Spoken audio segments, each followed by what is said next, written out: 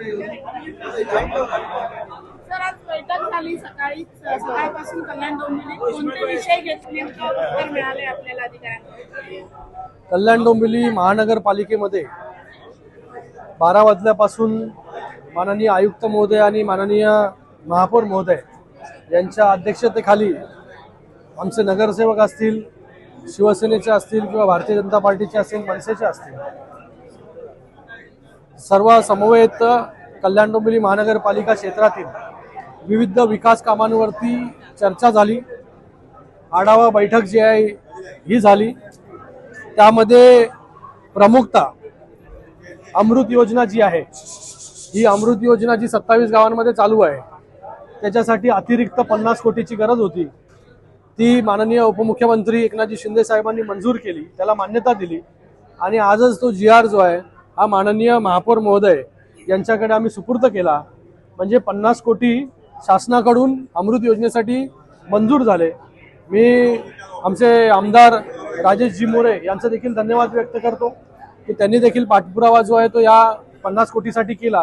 आता 50 कोटी राज्य शासनाकडून, 50 कोटी कल्याण डोंबिवली महानगरपालिके त्याच्यामध्ये ॲड करणार. म्हणजे 100 कोटीचं कामं जी आहे, जी राहिलेली कामं आहेत, ती कामं त्याच्यामध्ये ॲड होतील. या अमृत योजना ज्याचं एस्टिमेशन वाढलं होतं कोविड आणि या सगळ्या गोष्टींमुळे, 6 महिन्यामध्ये 27 गावांचा जो पाण्याचा प्रश्न आहे, जो टाक्यांचा प्रश्न आहे, जो कनेक्शनचा प्रश्न आहे, हा पूर्णपणे जो आहे हा अमृत योजनेचा पूर्ण होईल आणि भविष्यामध्ये 27 गावांना पाण्याचा प्रश्न जो आहे कधीच उद्भवणार नाही. त्या भविष्यातील कल्याण डोंबिवली महानगरपालिका क्षेत्रातील म्हणजे शहरामध्ये जसं ग्रामीण भागामध्ये म्हणजे 27 गावांचा प्रश्न आता सुटतोय, तशाच कल्याण असेल, डोंबिवली असेल, कल्याण ईस्ट, कल्याण वेस्ट, याचं देखील डिस्ट्रीब्युशन लाईन जी आहे ती जुनी झालेली आहे. तिथे देखील पाणी पुरवठा योजना जी आहे ती भविष्यामध्ये चांगली झाली पाहिजे. त्याच्यासाठी देखील एक प्लॅन जो आहे कल्याण डोंबिवली महानगरपालिकेने 268 कोटीचा हा बनवलेला आहे.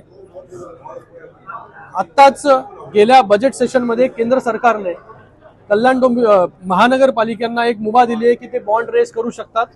त्याच्यामध्ये 50% पैसे बॉन्डच्या थ्रू या कुठल्या दुसऱ्या बँकच्या थ्रू जर रेस केले तर त्याच्यामध्ये केंद्र सरकार देखील जे आहे त्याचा वाटा जो आहे तो उचलण्यावरती तयार आहे. असं गेल्या बजेट सेशनमध्ये एक वेगळी स्कीम आपण बोलू शकतो.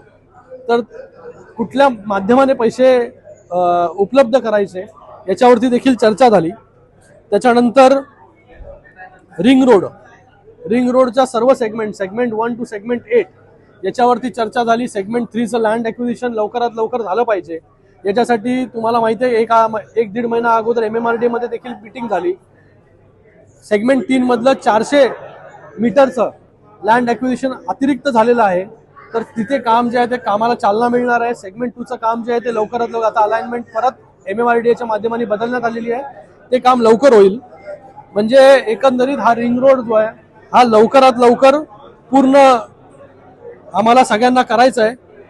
जुलैपर्यंत आम्हाला सर्व लँड ॲक्विजिशन जे आहे सगळ्या सेगमेंटमधलं लँड ॲक्विजिशन पूर्ण करायचं आहे. त्यानंतर वालधुरीचा ब्रिज ईस्ट वेस्ट जो कल्याण ईस्ट आणि कल्याण वेस्टला कनेक्ट करणार आहे, त्याचं देखील काम चालू आहे मोठ्या गतीने.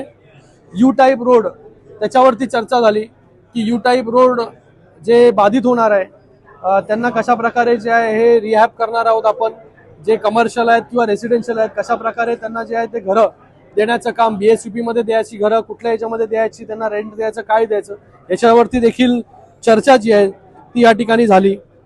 क्लस्टर, ज्या प्रकारे क्लस्टर योजना ठाण्यामध्ये सुरू झालेली आहे, मुंबईमध्ये देखील लागू झाली, तशीच क्लस्टर योजना या कल्याण डोंबिवली महानगरपालिकेमध्ये म्हणजे कल्याण ईस्टमध्ये एक क्लस्टर, कल्याण वेस्टमध्ये आणि डोंबिवलीमध्ये क्लस्टर आयडेंटिफाय ऑलरेडी झालेले आहे, URP झालेला आहे. त्याच्यावरती देखील चर्चा झाली. येणाऱ्या 21 तारखेला महापौर महोदय स्वतः ठाण्यामध्ये सुरू असलेलं क्लस्टर जे आहे, महापौर महोदय असतील किंवा आयुक्त महोदय असतील, हे जाऊन पाहणी करणार आहेत, समजून घेणार आहेत. तिकडचे जे कोण कॉन्ट्रॅक्टर जे करतायत काम त्यांच्याबरोबर त्यांची मीटिंग आहे आणि त्याच्यानंतर क्लस्टरला जी आहे ती मोठ्या प्रमाणामध्ये जी आहे ती चालना या ठिकाणी मिळेल. कॅन्सर हॉस्पिटलचा आढावा घेण्यात आला, त्याचं काम चालू आहे. पुढच्या 2 वर्षांमध्ये जे आहे कॅन्सर हॉस्पिटल बनून तयार होईल. आणि त्याचबरोबर मी सांगितलं आयुक्त महोदयांना आणि महापौर महोदयांना की शास्त्रीनगर आणि रुक्मिणीबाई जे हॉस्पिटल आहे याचं देखील रिडेव्हलपमेंटचं काम जे आहे हे लवकरात सुरू झालं पाहिजे. तुम्ही त्याचा डीपीआर कन्सल्टंट नेमा, डीपीआर करा. 500 प्रत्येकी 500 बेडचं हॉस्पिटल, जसं ठाण्यामध्ये आज 700 बेडचं सिव्हिल हॉस्पिटल झालं, तसं 500 बेडचं हॉस्पिटल याच्यावरती प्लॅनिंग करा, जेणेकरून येणाऱ्या काळामध्ये मेडिकल कॉलेज देखील आपल्याला या कल्याण डोंबिवलीमध्ये करता येईल. त्यानंतर सॅटिस, जसं कल्याण वेस्टमध्ये सॅटिस आता तो पूर्ण होत आलेला आहे, लवकरच सॅटिस जो आहे तो लोकार्पण त्याचं होईल. डोंबिवली पूर्वमध्ये देखील सॅटिसची आवश्यकता आहे. डोंबिवली पूर्वमध्ये जी महानगरपालिकेची इमारत आहे, जिथे 6000 स्क्वेअर मीटर जागा उपलब्ध आहे, ती जागा पण घेऊन तिथे पार्किंग असेल, तिथे या सॅटिससाठी जे काय गोष्टी लागतील, डोंबिवली पूर्वमध्ये कन्सल्टंट नेमून जो आहे हा सॅटिसचा प्रकल्प डीपीआर जो आहे तो लवकर तयार करा, जेणेकरून डोंबिवलीमध्ये देखील सॅटिस जो आहे तो आम्ही सुरू करू. त्यानंतर सावित्रीबाई नाट्यगृहाला अजून 20 कोटी रुपये लागणार आहे. याच्या अगोदर देखील माननीय उपमुख्यमंत्री महोदयांनी 20 कोटी रुपये दिले होते, त्याचं काम चालू आहे. 20 कोटी देखील त्याचं प्रोव्हिजन लवकरात लवकर आम्ही सरकारकडे मागणी करून ते काम मागणी जी आहे ती 100% पूर्ण होईल.